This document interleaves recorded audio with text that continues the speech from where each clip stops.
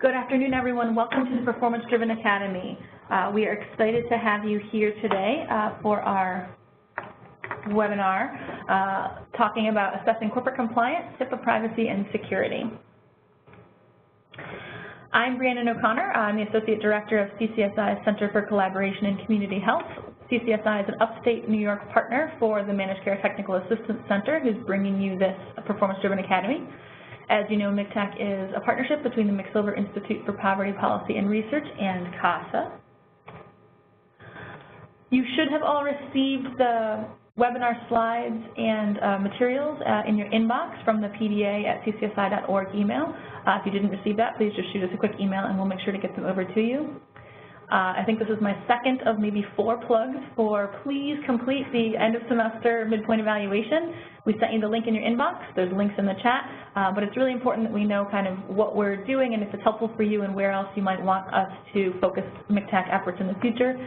It really does only take about 10 minutes, and then again, if you complete it multiple times, we'll be able to send you a kind of a report that summarizes how you how your organization has shown progress throughout this Academy.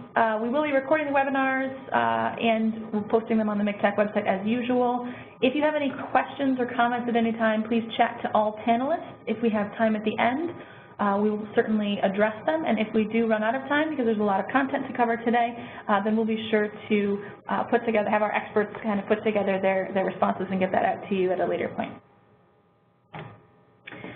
Our Performance-Driven Academy, or Performance-Driven Organization graphic is here for you. Today we are focusing on this process down here in the corner that is really about corporate compliance. On our roadmap for this part of the semester, so a few weeks ago we covered revenue cycle management and financial best practices. Today, as I mentioned, is corporate compliance, security, and privacy. In 3 more weeks, we'll cover contracting and negotiation to kind of get all those nuts and bolts together in this part of the semester. We'll have an in-person session where we kind of dig a little bit deeper into some of those processes, and particularly around the financial tools that might support you in these processes. And then part 2 of our second semester will take place later on in the fall, and that's really surrounding leadership practices to really support some of the changes that we've talked about throughout the year. With that, I will end my introduction, and I will turn over the proverbial microphone to June Crawford from the Bonadilla Group, who's going to be providing the content today. Welcome, June. Thank you, Brandon. Good afternoon, and thank all of you for this opportunity to share some of my experiences and words of wisdom as it relates to corporate compliance and HIPAA privacy and security. As you can see, I am a nurse. I have worked in various parts of healthcare and human service settings. I have been with the Bonadilla Group for 16 years now as a healthcare consultant, certified in healthcare compliance and also healthcare privacy compliance. I have functioned as a former compliance officer and HIPAA privacy officer, so I've walked in those shoes. I spend a lot of my time now in Medicaid risk assessments, HIPAA privacy risk assessments, policy development and process improvement and implementation with both traditional healthcare agencies but also our human service providers. So today our learning objectives include that you will be able to identify the elements of an effective corporate compliance program, explore methods to evaluate the effectiveness of your corporate compliance program, learn how to incorporate HIPAA risk assessment into the corporate compliance program, and learn how to incorporate results into an annual compliance work plan. Before I cover the corporate compliance program information and the compliance survey tool that we're going to share with you, I do need to highlight the need for agencies to assess HIPAA compliance. This could be a whole webinar in itself, but so I am going to just spend a few minutes and a few slides on HIPAA. HIPAA is incorporated into the session for 2 reasons, I believe. The first is that the fines and penalties are severe for noncompliance with HIPAA, both the privacy and the security rules.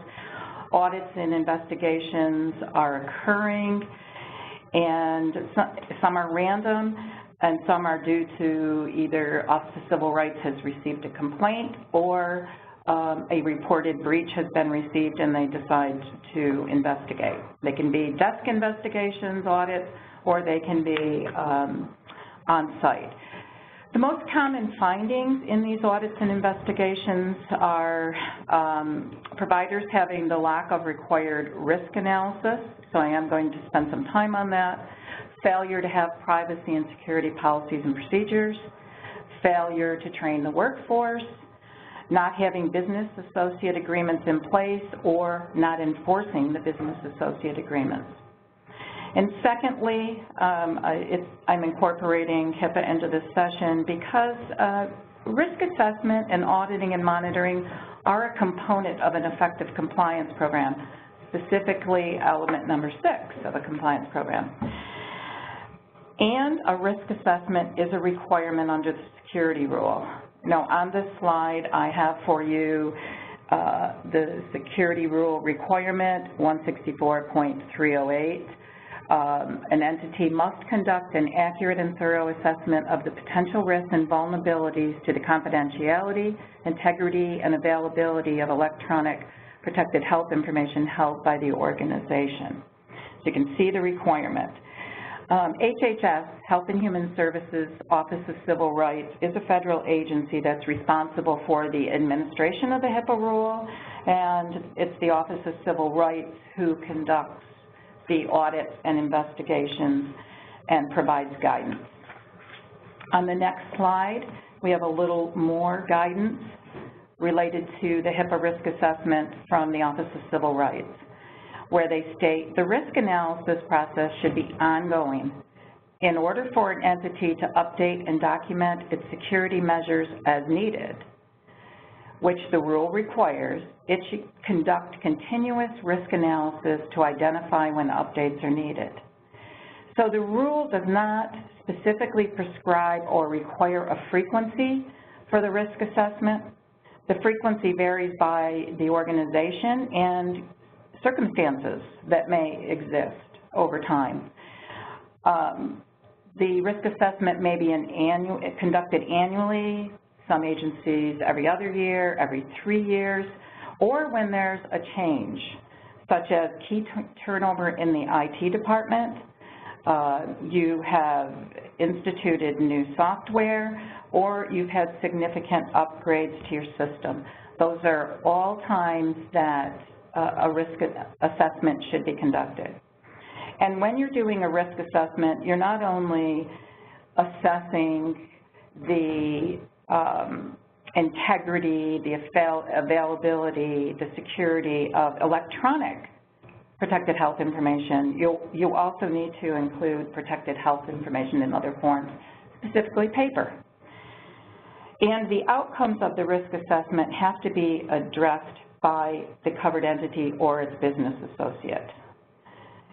The risk assessment must be documented. It's your proof that you complied with the rule. So when you do a risk assessment, you will have, there's the likelihood that you will have findings. You will find that there's threats to the integrity, the availability, the security of the information. And what you need to do is, as a result of the risk assessment and your findings, you need to determine the likelihood that the identified threat will occur. You have to determine the potential impact of that threat, and you need to determine your level of risk. The covered entity or the business associate must work to eliminate or mitigate the threats through corrective actions. Although not specifically required by the HIPAA rules, it's important to conduct, at minimum, a baseline assessment of your compliance with the privacy rule. On this slide, these are the key areas of the privacy rule that should be addressed in the risk assessment. And this is a pass-fail test. Either the requirement has been addressed by the organization or it hasn't been. When I conduct a risk assessment, I review policies and procedures. I assess whether the workforce, all of the workforce, has been trained and what is the content of the training. I look to see that the organization is addressing the individual's rights to access their records, to amend their records, to have an accounting of disclosures, to restrict disclosures, to have confidential communications with the entity. I look to see that the privacy notice has been made available to recipients, and then that's documented. And then I also conduct a walkthrough of the facilities where PHI is located, stored, or destroyed to identify the potential for unauthorized access or disclosure of the information. Unlike the security rule, there is not a government-issued risk assessment for the privacy rule. HHS and the Office of Health Information Technology developed a tool to conduct the security risk assessment, and I've provided the website where you can download that. It's a very expensive tool, and it does have a user's guide that will talk you through the process. Some agencies do conduct their own risk assessment using this tool. Some find that it's time-consuming, overwhelming, and then they outsource the risk assessment to an outside entity. Regardless of how the risk assessment is undertaken, it has to be done and it has to be documented. Failure to do so can result in Office of Civil Rights determining that you willfully neglected or willful negligence to comply with the security rule. So enough on HIPAA. Let's talk about corporate compliance. And I know we have a varied audience today, so I just want to cover some of the basics of corporate compliance before we really get into some of the evaluation processes. I want to stress that corporate compliance is an organizational commitment. It's not one person, it's not the compliance officer that's responsible, it's not one department, it's not just the compliance committee. It really is an organizational commitment from the top down, starting with the governing body through the organization. And it's a commitment to conduct business by your organization in ways that promote doing the right thing. It's about continually monitoring that you are doing the right thing, and it's being responsive as an agency to changes and problems that are identified along the way. Whether you identify them yourself, or they're brought to your attention by an employee or maybe an outside agency. And corporate compliance isn't new. Although the requirement in New York State for Medicaid providers, it has been a requirement in New York State for Medicaid providers since 2009, the federal government, the Office of Inspector General specifically, has provided compliance program guidance for several types of healthcare providers as far back as 1997. You can see that they went right through the healthcare industry, the different provider types.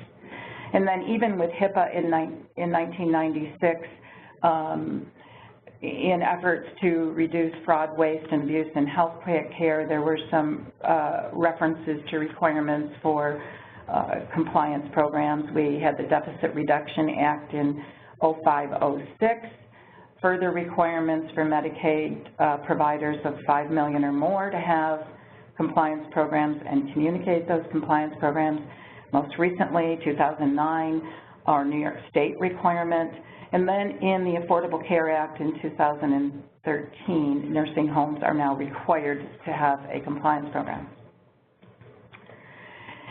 So when our Office of Medicaid Inspector General was created in 2009 as part of Social Service Law 363D, the Part 521 regulations were promulgated, and they provide us with the requirements for a compliance program. As we speak to compliance program applicability, the regulations tell us that every required provider shall adopt and implement an effective is right in the regulation for us, compliance program, and the compliance program shall be applicable to billings, payments, medical necessity, quality of care, governance, mandatory reporting, credentialing, and I bolded this last bullet. It's not bolded in the regulation, but It's other risk areas that are or should, with due diligence, be identified by the provider. So we can see from this, applicability is beyond Medicaid payment and billing. And most providers, when they developed their compliance programs, did focus on Medicaid billing and documentation. Why? Because the audits were occurring, the OMIG audits, and there were significant paybacks related to basically lack of documentation, not so much fraud and waste, but lack of documentation. But we have heard from our Medicaid Inspector General, Bureau of Compliance, that the compliance program really does need to extend beyond billings and payments, medical necessity, quality of care, the governance of the compliance program, and other risk areas. We're hearing, and the guidance tells us, that we should be doing a comprehensive risk assessment to determine where our risks lie, and then we should have a system for addressing those risks to mitigate them, eliminate them, and put corrective actions in place. So I believe that, you know, I talked about risk assessment with HIPAA privacy and security, and I believe that one of the most common areas of risk for Medicaid providers now is not so much related to their Medicaid billing, unless, of course, you know, we're getting into new programs like care coordination and, you know, we're going towards value-based payment. But I would say, from my experience, it's HIPAA. And HIPAA relates directly to the provision of healthcare services and billing for services. You know, many providers addressed HIPAA back in 2003, April of 2003, when they were required to. They developed policies, procedures, training, notices, privacy practices, but in most cases have really not done anything since then. So the policies are updated, training may be updated, business associate agreement may not meet the requirements of the 2013 changes to HIPAA under the omnibus rule. So it is really, I can't stress enough today, even though we're talking about corporate compliance, HIPAA is part of it, that you really need to do, if you haven't, a baseline assessment. So if we looked at the regulations, there are 8 elements of a compliance program, and these are spelled out in the regulations: written policies, procedures, a code of conduct, compliance program oversight, training and education, a way for people to communicate in an effective, confidential means with the compliance function of the organization, enforcing your compliance standards, auditing and monitoring. Element 6 includes risk assessment, responding to offenses, and developing a corrective action plan. And then if you looked at those first 7, they're very consistent with the Office of Inspector General's guidance for compliance programs. But New York, when it promulgated its regulations, added an 8th element, and that's the policy of non-retaliation and non-intimidation. So the Office of Medicaid Inspector General has a plethora of information on their website under the Compliance tab, and I have the website for you here. But I want to talk about a couple of those documents that are available to you. The first one being Compliance Program Guidance. This was published by the Office of Inspector General in October of 2016, and you should be familiar with the contents of this document. It includes very detailed guidance in each of the 8 elements. The OMIG tells you what they expect to see in your compliance program. So it should be a resource to you as you evaluate your compliance program. Another tool that is on the OMIG's website is the Compliance Program Assessment Form. This tool was developed for providers to self-evaluate their compliance program, and actually it is the tool that the OMIG would use when they audit your compliance program, which they have the authority to do. The provider completes the tool answering the probe questions in each of the 8 elements, and then records the location or cites the documents or information that meets the requirement. So it provides you some historical information as to where you were at a certain point in meeting the requirements of the compliance program. So we know that our compliance programs do change over time. So most providers complete this exercise annually in preparation of the OMIG certification of the compliance program that they must complete in December each year. And it's a very effective tool if you take this self-assessment form and use it alongside the OMIG compliance program guidance to conduct an assessment of your own compliance program. I think this is a very good exercise, and I do recommend this at times, especially when there's a new compliance officer or an assessment hasn't been done of the compliance program, that you take the assessment tool and give it to members of the compliance committee, which is usually, you know, a cross-section of the management of the organization or the senior management team, have them conduct the evaluation of the compliance program, and then come back and share and compare their results. You know, people do tend to see things differently, you know, so bringing that information back is really a good exercise.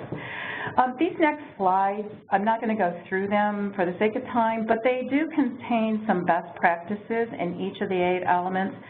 Some of these are best practices that we've seen with organizations that we believe have a very effective compliance program, and some the OMIG has listed in that compliance program guidance that they've seen in organizations as they've evaluated compliance programs. So we can just skip through those slides, and I think they're quite self-explanatory as you read through them, but they're there for your reference.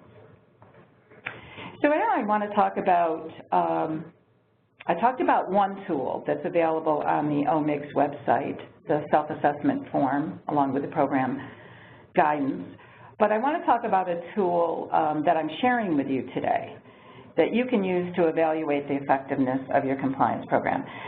It's a survey tool, so it really should be done in conjunction with the self-assessment tool. I would not say this is the sole means to evaluate your compliance program.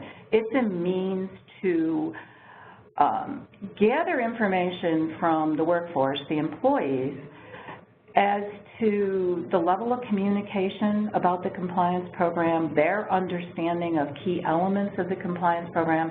Do they know how to report? Do they believe they're getting the information? So this is a tool that we want to share with you. Actually, you're getting it for the first time. We've used it with providers, but we've not shared it. So it's hot off the press for you. It should have been emailed to you. And I want to kind of talk you through it. And then I want to introduce Lindsay, who has incorporated the use of the tool within her organization.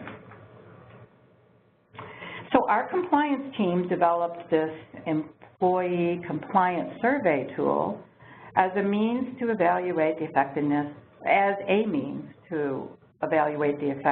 of a compliance program and awareness of the key areas of the compliance program within an organization. We also wanted to have some benchmarking data to be able to compare the results among provider types. So we pretty much keep the tool the same questions. Now we do, you know, have some providers who want to add additional questions or want to word it a little differently. They may not have a hotline. They may have another means for anonymous communication. So we do modify it in those areas.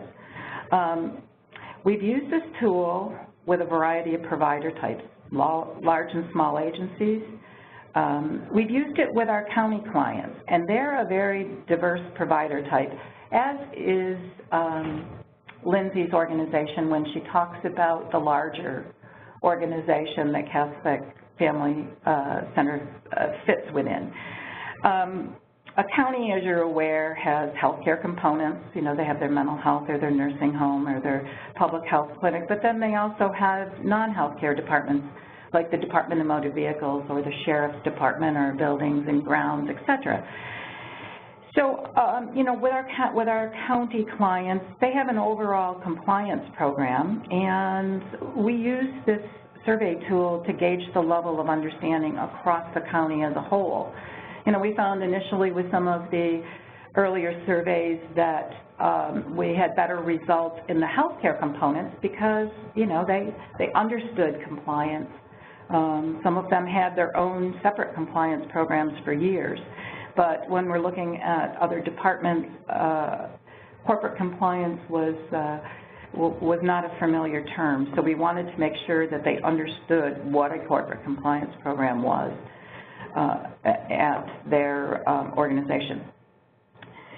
We've administered this survey for some providers.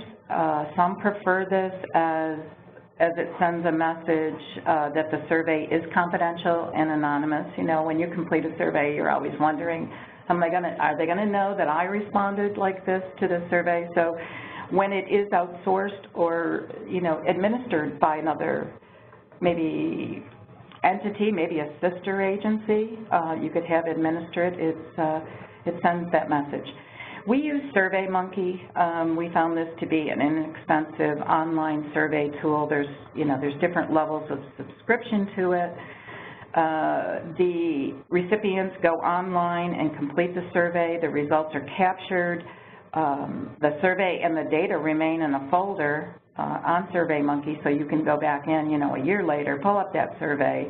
You still have your results there. You can modify the survey. You can send it out again. Our administrative assistant administers this for us, so you know, I don't have the first-hand experience, but I know in speaking with her that you know, it is a very effective, easy-to-use tool. In some large agencies, we found that all employees, and that sometimes in small agencies too, don't have email. So you have to consider that. In these instances, we've supplemented with a paper survey. It should be easy for the employees to return the survey. Either a drop box or a self-addressed stamped envelope is usually a good means. If your survey questions remain the same or very similar from survey to survey, you're able to identify trends, weaknesses, improvements in your compliance program communication and implementation. The next set of slides include the survey questions. And again, you do have this emailed to you in a Word document that you can use and modify. So I'm not going to go through those, but I do want to skip to number 26. So that would be slide 37. We found that this was very helpful to put this question in. We're asking them if they did not understand certain questions in the survey to include that. And we found that, you know, we did need to go in and modify those questions because people just didn't understand them. And then we also included a comment section, and I can tell you from experience that we get some very good information in that comment section that may not have been captured throughout the survey. And you can make, through SurveyMonkey, you can make all questions, it's mandatory that all questions are answered. They can't go on unless they answer the question. So you have the survey questions. You've conducted a survey. What do you do with the results? Well, the data should be in a format where you can visualize the results. Charts or graphs work really well when you're trying to analyze results. And a multidisciplinary team should be involved in the analysis. It really shouldn't be one person. Most commonly, it's the compliance committee, if it's comprised of senior management. That includes executive staff, HR, finance, programs, but you may want to put together a special team to do this. I'll share an experience. I consult with a county that uses this survey every year. We distribute it in October. It goes out to all employees through an email from the county executive stressing the importance of the survey and the importance of participation, and it provides the link to the survey that he lets them know that it's being conducted by the Bonadio group, so it's not, so that it is confidential and anonymous. And then the compliance committee, I quantify the results and give them the charts and all the responses and show them the previous year's results. But then they spend 2 meetings, their November and their December meeting, analyzing the results. And they identify areas of focus and activities that will go into their annual compliance work plan.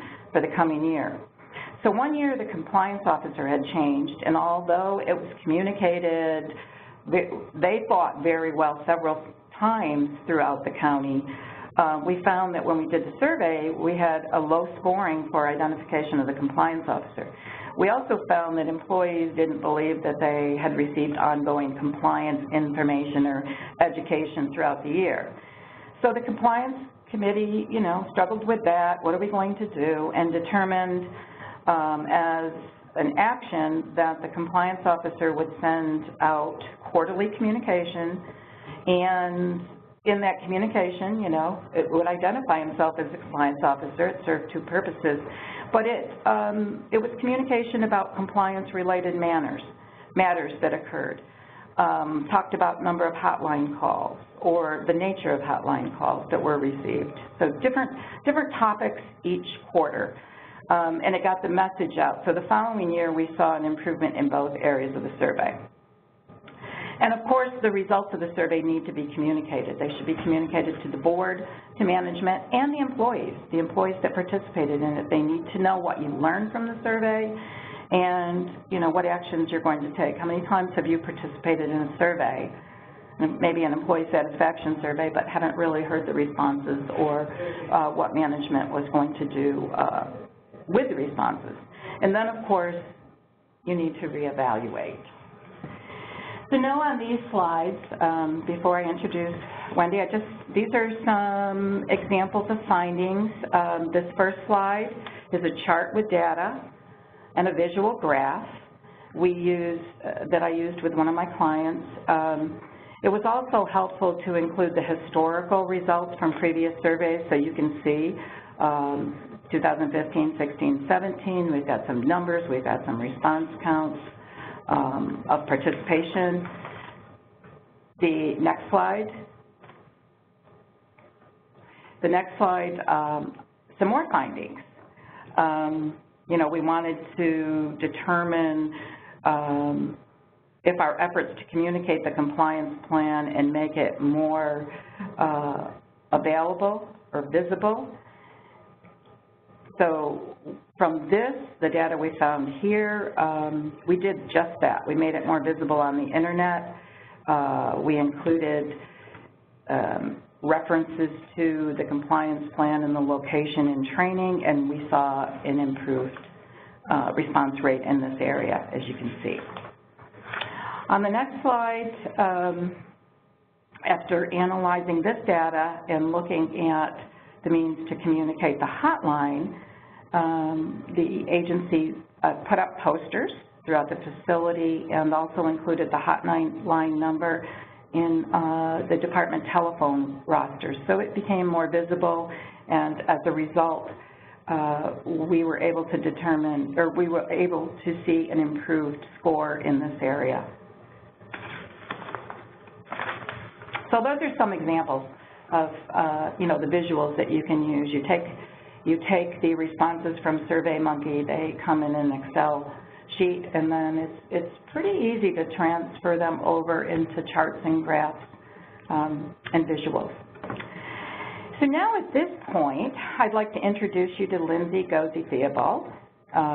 Lindsay will tell you a little bit about her and her agency. She's the Chief Quality and Compliance Officer and the Chief Privacy Officer for Catholic Family Center in Rochester. And she can talk about her experience evaluating the effectiveness of the compliance program, the use of the survey at Catholic Family Center. So welcome, Lindsay. Thank you. Tell us a little bit about your organization and your role as it relates to the compliance program. So I've been the Chief Compliance Officer and responsible for Catholic Family Center's compliance program for roughly 7 years. In the past year and a half to 2 years, I've also become the Chief Compliance Officer for Catholic Charities of the Diocese of Rochester, which is comprised of 9 organizations. We are in the process of streamlining some of our compliance responsibilities and integrating them into a holistic program so that we're consistent across the corporation. So your compliance program is changing? Daily. Yes. So, as you know, today's topic is compliance program assessment. We just introduced the compliance survey tool. You and Catholic Family Center used the survey tool to evaluate your compliance program both in 2015 and 2016. Can you give us a little background? Why did you conduct the survey? What were you hoping to achieve? At that time, we were going through some organizational changes and thought that it was time to sort of look at our culture of compliance and how do we communicate with our staff. We also hadn't done one, I think, maybe for 10 years. I think the last one we did was 2001, if I remember correctly. So we thought it was a good opportunity to sort of reestablish a baseline, also a good way for us to sort of document effectiveness and anticipation of the day that OMIG pays us a visit. We thought it would be best for us to have an objective data set to show them. Okay, thanks. So you decided to outsource the survey. Can you elaborate on that decision? At that time, we did actually retain the Bonadeo group to do that because, one, we had to look at staffing considerations, but we also felt that it was more objective and anonymous as to the who said what, and we felt that we might get a better response rate by outsourcing it as opposed to doing it internally. Can we go to the next slide? So you repeated the survey the following year, and we have a slide here that you used to compare some of the results. A special note is that there was a 590% increase in participation. I had to look at that twice. I thought maybe it was a typo and it was a 59%. Because I will tell you that typically from the surveys that we see that the usual response rate is somewhere between 25 and 35. So your participation was like off the chart.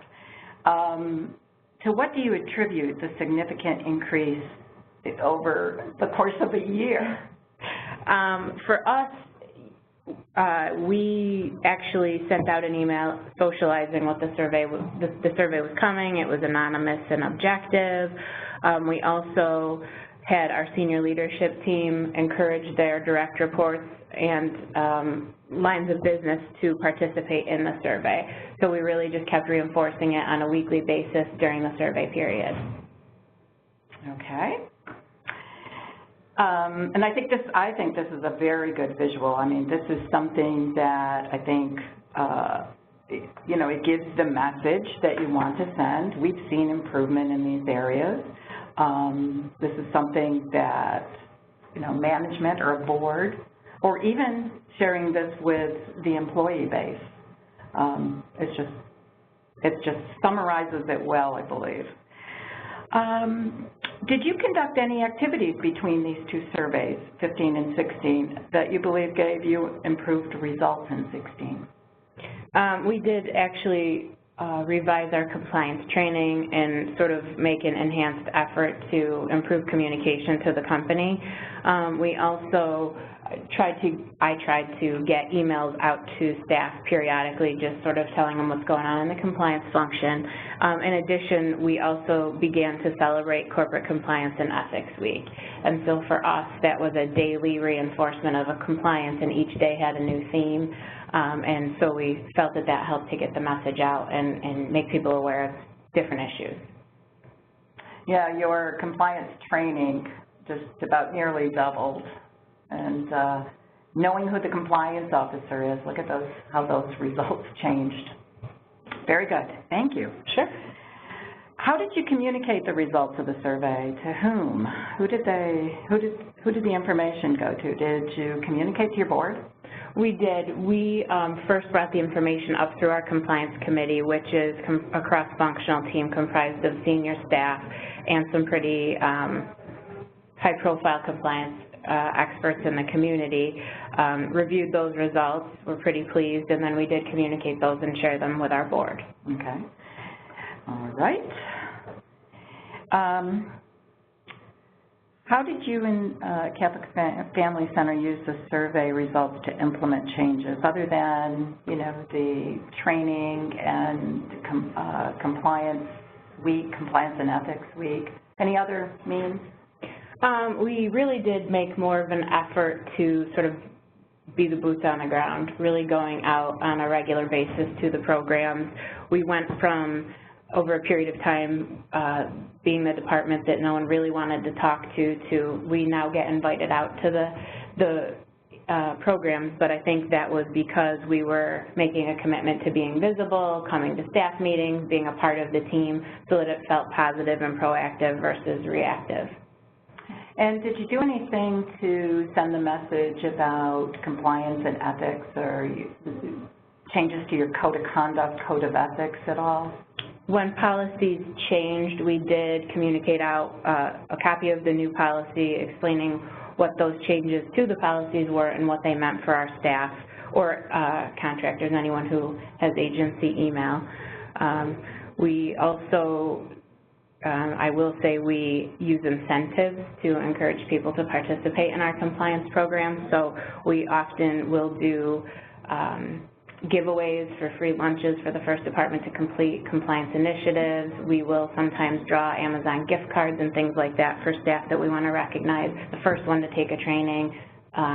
We do also have put in place mechanisms to confidentially thank people for bringing issues forward. So we do have letters that go to the personnel file from the CEO for people who bring about big issues that we needed to be aware of. Very good. Do you have plans to repeat the survey? We do. It's on the 2018 work plan. Okay, and that's with Catholic Family Center? For sure, Catholic Family Center, looking at ways to bring it across Catholic Charities. So with your Catholic Charities organization, which you said is made up of 9 different agencies, are you looking to do the same survey? What are you hoping to gain there? Because you have some, as I understand from talking with you, you have some of the agencies that have an existing compliance program, and then others who don't, that you're wanting to roll out a diocesan-wide compliance program. So would you do the survey to be a baseline to gauge where you may need to focus more effort? Yes, I think that would be our primary purpose at this point. It will also help us to determine where to put our resources and figure out what resources we need to affect change. As you said, we have some organizations that have mature compliance programs because they were required to back in 2009, but we also have organizations who aren't actually required to have a compliance program quite yet, and we felt that it was important for our organization to have one because it's the right thing to do in those areas. So we're sort of calibrating, but we'll have to calibrate the results and bring everybody to a middle ground. And I compare the dioceses, because we have several of those throughout the state that are very similar, to our counties that we have throughout the state, where there are some departments or services or programs that are required to have a compliance program. You know, they're billing for services, and then we have others who aren't, and they're very far removed from healthcare. But you want to send the message that it's all about complying with the laws and regulations, that you have a code that you expect all employees and those you do business with to abide by, that you're going to monitor yourself to make sure you are complying with laws, regulations, policies, and procedures, and through auditing and monitoring, risk assessment, corrective actions, and that you do have an environment where if people see something, hear something, feel something's not right, that they have a means to report to the compliance function, you know, without fear of retaliation, intimidation, and if they want to do so anonymously, they have a means to do that. And it's quite an undertaking. Sure is. Quite an undertaking to get consistency. So if an agency was contemplating a compliance survey similar to this that we're providing today, what do you believe, what would you say they should consider, based on your experience? I think they should really do a full analysis of whether they would want to do something in-house or if they would want to outsource it. Some organizations, I think, could do it in-house because staff are more comfortable going right to the compliance function. I think it really, they have to take a look at their culture. I think that they, if they choose to outsource, should absolutely has a good communication plan so that people don't think it's spam in a day and age where we're worried about information security. That is so true. I think they've got to look at, you know, their resource level and what they're hoping to achieve by doing the survey. Certainly outsourcing it guarantees anonymity and gives you more objective results, and I think it's easier to hear those results from a third party so that, you know, every one of us has a special attachment to our compliance program, and it feels a little bit less personal when you do it that way. Good point. But, you know, it's really, for us, it's efficient and effective, and outsourcing it does guarantee that it will get done. However, I think doing it in-house, it can be done equally effectively if it's done by a cross-functional team who have input into what those survey questions are. Thank you. What would be considerations for repeating the survey? How often? When? What time of year? Any considerations there? I think part of it, yeah, I think part of it's a resource discussion if you're going to outsource it, or even doing it in-house is, you know, what is your capacity to do this regularly and what is the need?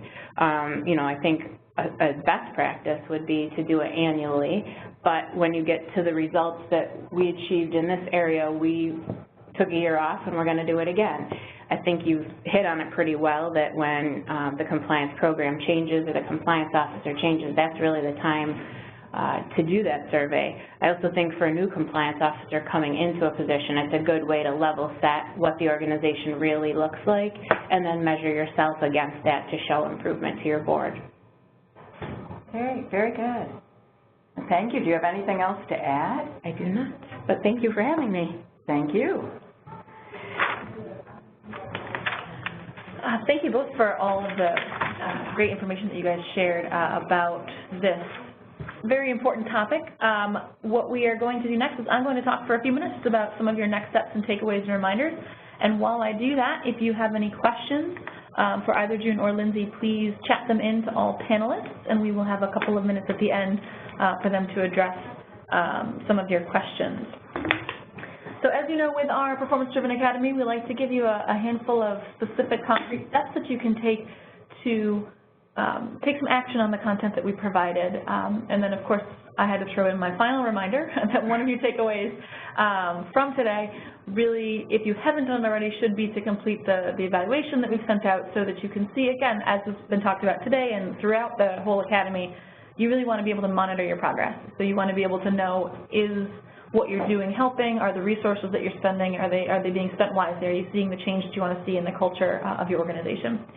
Of course, all the webinars from the entire academy are up on the MCTAC website, so if you've missed one or you want to review one or send one to your team, you can certainly do that. More specifically to the content that was shared today, if you haven't done so, conduct a baseline assessment of your corporate compliance program using the tools that were described and really find some of those areas that you might need to improve in. You could also or should also engage your management and share the results of your corporate compliance program. That organization-wide communication is always an important part of being a performance-driven organization, regardless of what we're talking about, which topic area, excuse me. You also want to identify how you're going to evaluate your effectiveness. So if you're going to use a survey, establish your timing, as June and Lindsay were just talking about. When are you going to do it? How often? What makes sense? And then, again, how will you communicate and use these results? Within your work group, you can really think through some of these ideas and bring in kind of maybe your corporate compliance team or representative to really think through some of these things. You may also want to assess your HIPAA privacy and security compliance, again, both baseline and ongoing, in order to be data-driven and make data-informed decisions to really understand how things are changing over time. And then finally, to incorporate risk areas into your annual compliance work plan. So these are a handful of very concrete steps that should really help you take action on a lot of the content that June shared with us today. My last reminder, and again, then we'll move over to some questions, is that we have some events that are upcoming. We already had our July and our first August webinars, but in a few weeks we have our contracting and negotiation webinar on the 28th, also from 12 to 1. And then if you haven't done so already, please register for our in-person events. They'll be held in September. New York City, we did schedule you. You're hot off the presses, so I apologize you don't have a date colored in, but you're going to be on September 17th. So those events will be, again, kind of a deeper dive into these topics, I think with a little bit of focus, a little bit more focus on financial piece as well as some of these other pieces, but knowing that there's only just so far we can take compliance and contracting outside of your agency, but where we could teach you a little bit more about the finance tool. So there will be a little bit more about objectives and the sort of the syllabus for the day coming shortly, but please register for those individually. And with that, it is time for questions. What is considered an adequate record of HIPAA violations, which I believe is a requirement of HIPAA? I believe you're speaking to breaches, and every breach has to be reported. So when you learn of a breach, you have to do an assessment to determine if it is in actuality a breach. And then if it affects more than 500 individuals, it has to be reported to the Office of Civil Rights within 60 days of your identification, or when you should have known. If it is less than 500, they have to be reported at least annually by the, now I'm drawing a blank here, but I believe it's by the 60th day after the beginning of the new year. After the end of the year.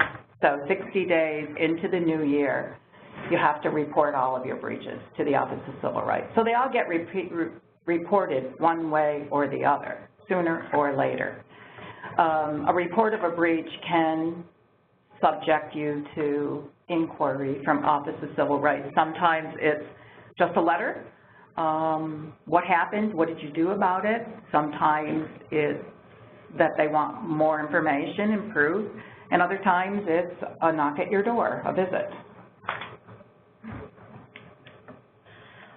If there are any other questions, please chat them in to all panelists. If there's any questions for our guests today.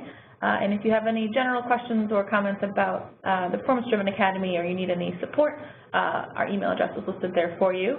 Doesn't look like any more questions are coming in, so I would just like to take a moment to just thank you both for your time and for all of this really rich content and these really helpful tools that I'm sure will set people on the right path or guide them in their current path towards a very successful compliance. You're welcome, Brianna. Thank you, Lindsay. Thank you all for your attendance, and I look forward to seeing you on the next webinar and the in-person event. Have a great afternoon.